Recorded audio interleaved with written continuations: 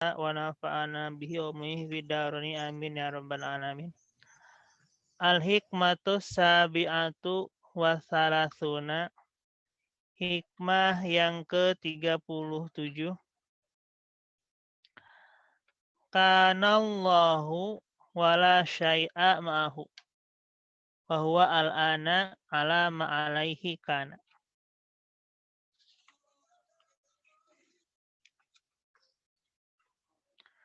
Kanallahu, keadaan Allah, buktinya Allah, la syai'a ma'ahu wala syai'a ay la wujuda laha ala tahqiq. Wal maksud annallaha la syai'a ma'ahu li thubuti ahdiyatihi. La wala syai'a, dan tidak ada sesuatu pun ma'ahu yang bersamanya. Maksudnya annallaha la syai'a ma'ahu ay li thubuti ahdiyatihi, karena ketetapan keesaannya Allah. Wa huwa, dan Allah, al-ana, saat ini, alama alaihi kana, alama atas apa, alaihi yang kepada Allah, karena keadaannya itu perkara.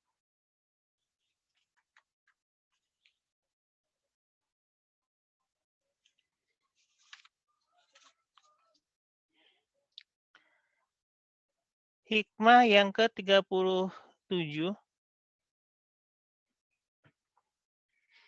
ini menjelaskan bahwa al-azminah hahuna umurun wahamiyatun la wujuda laha ala tahqiq. Wal maksud annallaha la syai'a ma'ahu li thubuti ahdiyatihi. Bahwa kita harus meyakini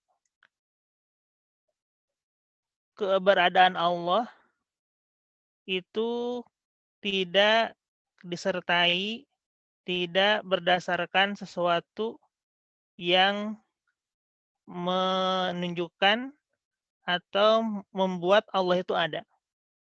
Seperti halnya kita manusia secara biologis itu tercipta karena ada perkembangbiakan secara biologis ya. Ada, kalau mamalia mungkin tergantung bagaimana dia makhluk hidupnya beregenerasi, tercipta karena ada proses biologis. Kemudian kalau misalnya barang-barang yang non hidup, elektronik, kemudian barang-barang mati itu tercipta karena ada yang membuatnya, maka bahwa keadaan Allah itulah syai'a ma'ahu. Adanya Allah, ketetapan ahadnya Allah itu la syai'a. Tidak ada sesuatu pun yang membuat Allah itu ada, tidak sesuatu pun yang membuat atau yang menciptakan Allah itu ada. Karena Allah sudah ada ya. Allah tidak tercipta oleh sesuatu pun. Tidak seperti makhluk yang ada karena ada kausalitas, karena sebuah akibat. Kalau makhluk hidup karena regenerasi, karena berkembang biakan, atau kalau virus ada mutasi dan sebagainya. Ini yang menyebabkan pemerintah kita saat ini begitu kewalahan mengatasi para pemudik karena dikhawatirkan ada mutasi virus yang berkembang di daerah misalnya ya. Nah ini kalau benda mati itu tercipta karena ada proses produksi misalnya, maka ahadnya Allah disebuti adiyatihi itu la syai'a ma'hu. Tidak sesuatu pun yang membuat Allah itu keberadaan Allah itu terjadi karena sebab akibat ya, tidak ada. Oleh karena itu kita harus meyakini bahwa sesuatu yang luar biasa sedemikian zatnya, zat yang luar biasa tersebut, al-aqwanu thabitatun bi itsbatihi muwahhiwatun ya bihadiyati zatihi. Bahwa Jangan sampai kita sebagai makhluk merasa kehilangan pegangan, merasa kehilangan tujuan, bahwa ada Allah yang maha luar biasa, yang maha segalanya, bahwa ketika kita sedang falling down, ketika kita sedang jatuh, ketika kita sedang merasa kehilangan arah, ketika kita sedang putus asa misalnya, di pekerjaan misalnya, ada tujuan, ada rencana yang tidak sesuai dengan harapan, kemudian ada apresiasi yang, seharusnya didapatkan tidak didapatkan, kemudian misalnya ada promosi yang tidak, salah sasaran misalnya harusnya ke kita malah enggak misalnya ini ya. Nah ketika itu kita harus yakin bahwa ada hal yang luar biasa, ada zat yang maha luar biasa, yang tentu sudah mengatur segalanya. Kita harus yakin bahwa Allah lah yang telah memberikan, segala ketetapan, segala keteraturan, bahwa kita tidak boleh kehilangan pegangan, kita tidak boleh kehilangan, arahan dan tujuan. Karena kita yakin bahwa pasti punya, rencana di balik semuanya. Al-ana ala ma alaihi kana. Dan ketetapan Allah sekarang itu atas sebagaimana adanya.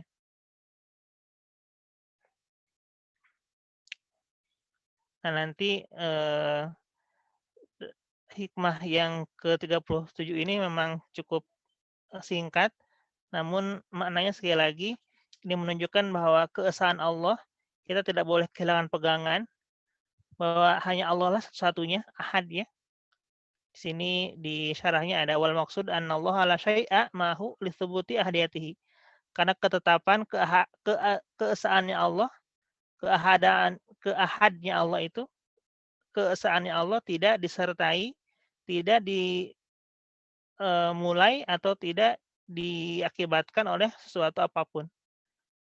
Oleh karena itu, pasti itu adalah hal yang luar biasa. Maka kita sebagai makhluk, kita sebagai, umat Islam, kita sebagai, hal apa namanya, yang dhaif, yang lemah, tidak boleh kehilangan pegangan ketika kita sedang, kehilangan arah.